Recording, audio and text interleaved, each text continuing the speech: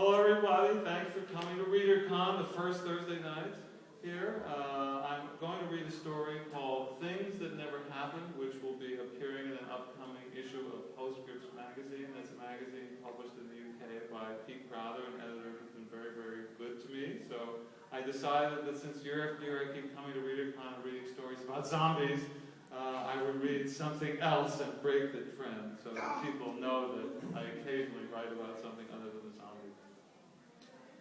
So this is called Things That Never Happened. When Barb, for the first time in years, visited the woman who had raised her, she assumed, after all of their tumultuous history together, that she'd see in that wrinkled face a hint of fear, or possibly even some barely suppressed anger, or a trace of irritation at being interrupted, and would remorse have been too much to ask for after how she'd been treated? But instead, the reaction Barb received was as if she'd been a stranger.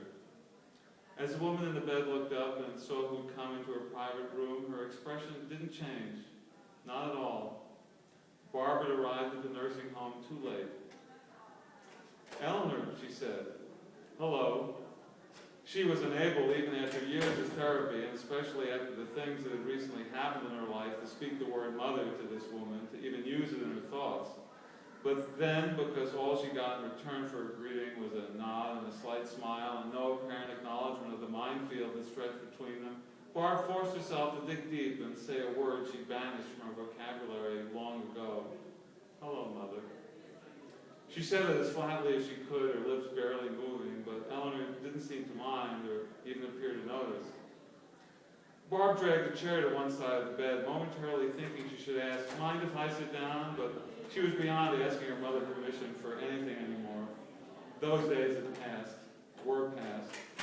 She placed herself between her mother and the window, wanting the glare of the sun in her mother's eyes so she'd have to squint during their conversation, a petty desire perhaps, and one her therapist wouldn't have been happy to hear about, but even small paybacks had their pleasures. Besides, Eleanor still had the upper hand in the relationship, even if the Eleanor Barb knew was long gone and she needed every advantage she could get. "We have a lot to talk about," said Barb. And Eleanor, continuing to smile, asked, "And you are?" There was even a twinkle in her eyes. Barb couldn't believe it. Where is the damn twinkle when Barb needed it growing up and it could have saved her? But no, Eleanor had been storing up all of her smiles and twinkles until now, and it no longer mattered.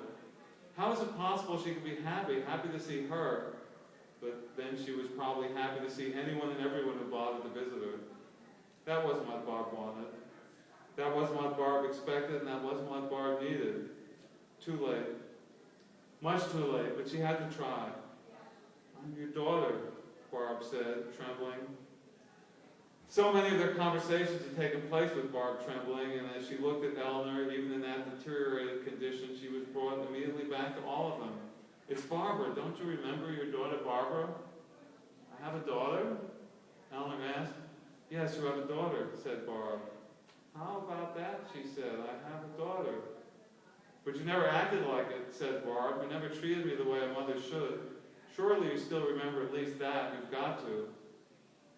Eleanor's smile faded, but only enough to make her look slightly confused rather than unhappy. Barb wondered whether a person could even be unhappy over a past she no longer remembered, and Barb needed her to be. She so desperately needed her to be. Eleanor started to say, then stopped, then started over. "Then I'm sorry for that. I'm sorry. What did you say your name was again?" Eleanor saying she was sorry. Barb had never known it to happen before. She hoped for an apology, but not one like this.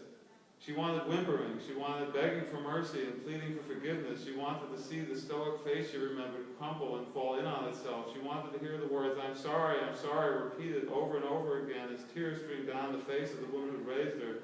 And then, when Barb finally told her exactly what it was she'd just done as the end result of all the abuse she'd been handed, she wanted to hear some shrieking as well.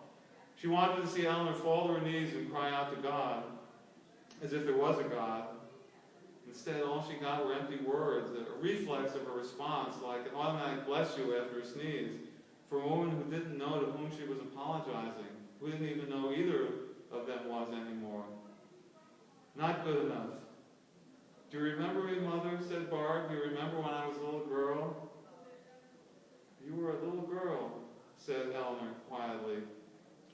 was not so much blank as astonished, as if anything but this moment with Barb before her in this state was inconceivable to her. Yes, Mother, I was a little girl, said Barb. Your little girl. I'd come home from school crying because the other girls were making fun of me, and do you remember what you'd say? What would I say? Asked Eleanor. Actually, said Barb, at first you wouldn't say anything. At first you'd laugh. I hated that laugh. It hurt so much I'd rather you slap me, but you just laugh and take another puff on your cigarette and tell me that I didn't have it so bad. That when you were a girl, you had to hide in basements from soldiers. You told me that's something worth getting upset about, not being teased by classmates. What I felt, to you, it was nothing. I said that, said Eleanor, continuing to be amazed. Yes, you said that, said Barb, shouting this time. This wasn't the way she planned it. Barb told herself to calm down, just calm down and get to the point. Tell her. And how about high school, said Barb. Remember high school and how miserable I was, binging and purging and cutting and hurting myself in so many ways. I'd laugh all one day and cry all the next. And I asked you for help. Do you remember that? Even after all the years of belittling, of mockery, I still reached out. Do you know how hard that was? Do you know how desperate I was? But it was pointless. I should have known I would be. And again, you told me that nothing that ever happened to me could ever be as bad as what had happened to you. I wasn't allowed to be sad. I wasn't allowed to be depressed. I wasn't allowed to be me. Barb leaned forward in the chair, almost reaching out to grab Eleanor, to shake her until she understood. But what would be the point of even trying? She knew it would be useless. You wouldn't let me be me, said Barb. A stocky woman, her blouse covered with pastel flowers, walked into the room just then, carrying a fresh set of bed linens. And how are we doing today, Mrs. Asher? She asked. I'm fine today, Patrice, said Eleanor, brightening. Patrice gently placed a free hand on Eleanor's shoulder. Lean forward a bit so I can change your pillowcase, won't you, dear? As she guided Eleanor to sit up, Patrice stepped back, bumping into the chair by the side of the bed. Now, how did this get here? She asked.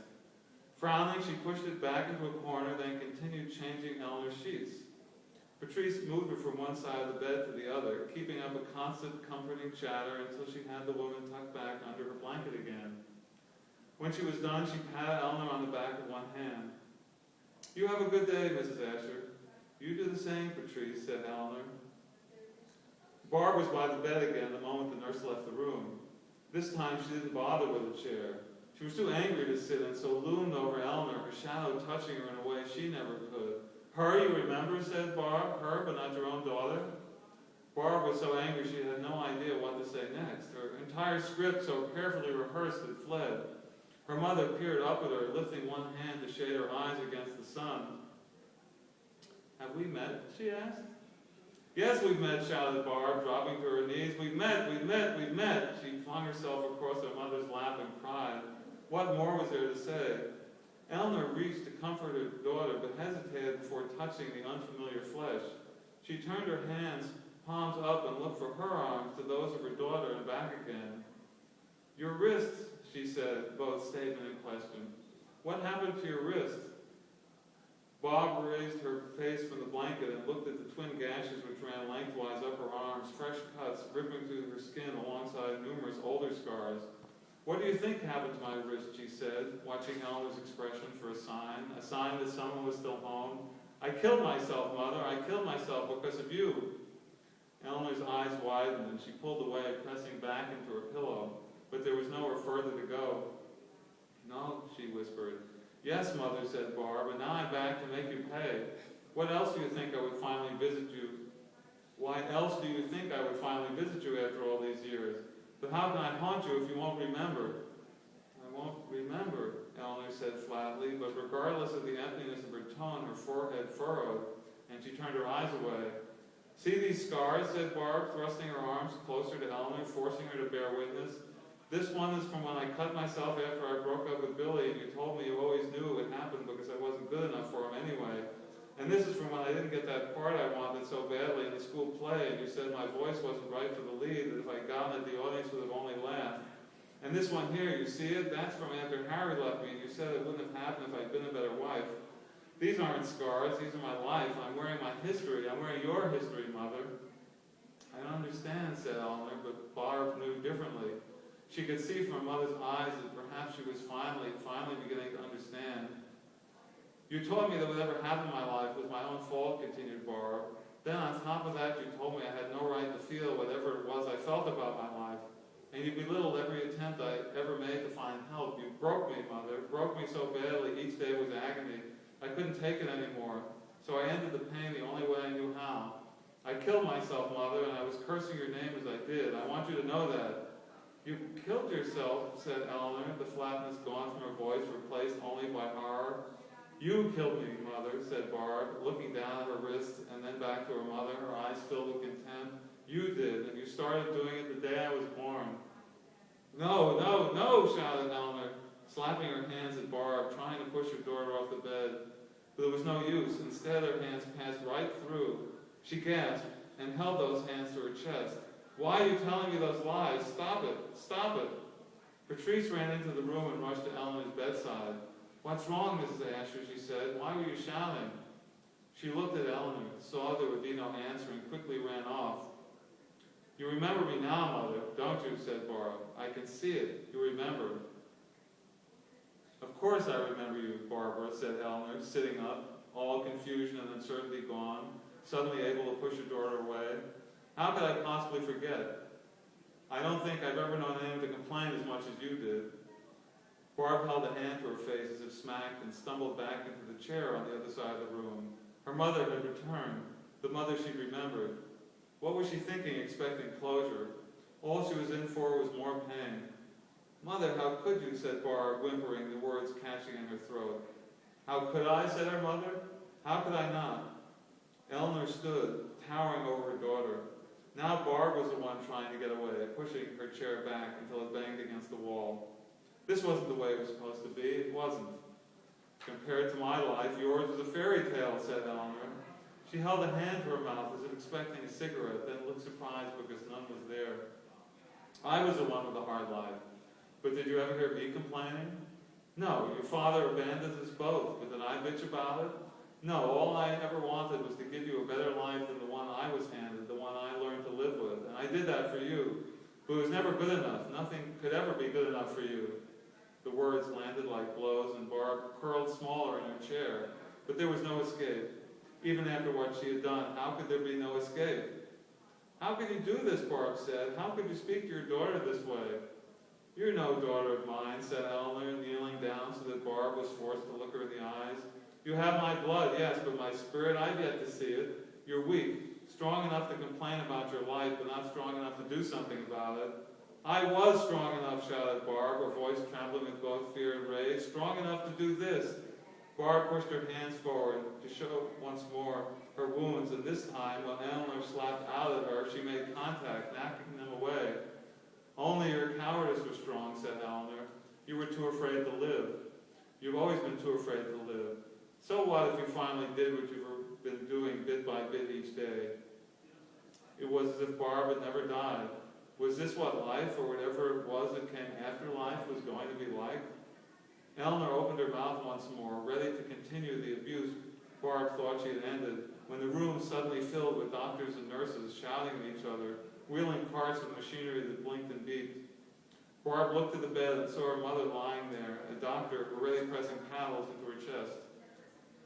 Clear, he shouted, and as the others pulled away, Eleanor jerked. The doctor waited in silence, watching a monitor until his flat line began to dance. She's back.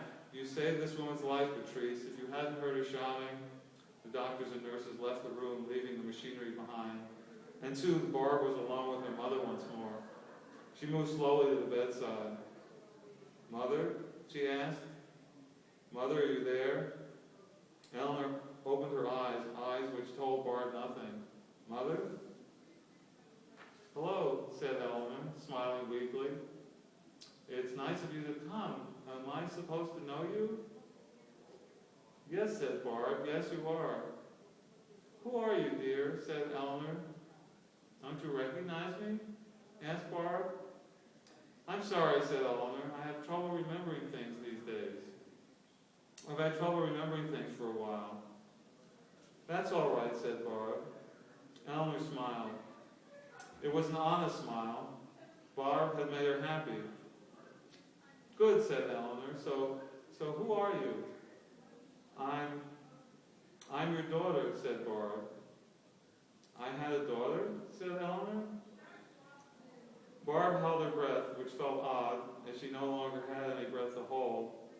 Breathing had been left behind, abandoned to the world of the living along with so much else, except for what truly mattered, except for what she'd been trying to escape. That apparently was inescapable. Even though life could be extinguished, her lifelong struggle would know no end. When Barb woke in the bloody bathtub, was woke even the right word she thought to use about one who was dead? She knew she'd have to make her way to this place to put a period at the end of the sentence of her relationship with Eleanor, with her mother. It was somehow easier to call her that now. But the closure she sought was no longer even possible. How could it be? How does someone who no longer exists find closure with someone else who is herself only a shadow? Staring into her mother's childlike eyes, finding the woman she'd known both there and not there, Barb realized there was another way, a way that would give her more than mere closure. What she'd been seeking during her long, agonizing life but had never found was finally within her reach. I had a daughter, Eleanor repeated with wonder. How much time had passed while Barb was lost in deciding what to say next? She couldn't tell. She sat slowly on the edge of the bed. Yes, Barb said finally. Yes, you did. And you loved her. You loved her very much. That's nice, dear, said Eleanor. Tell me about her. And Barb decided she would, taking what she could get, telling of things that had never happened to the mother she never had, over and over again, until she could almost believe them.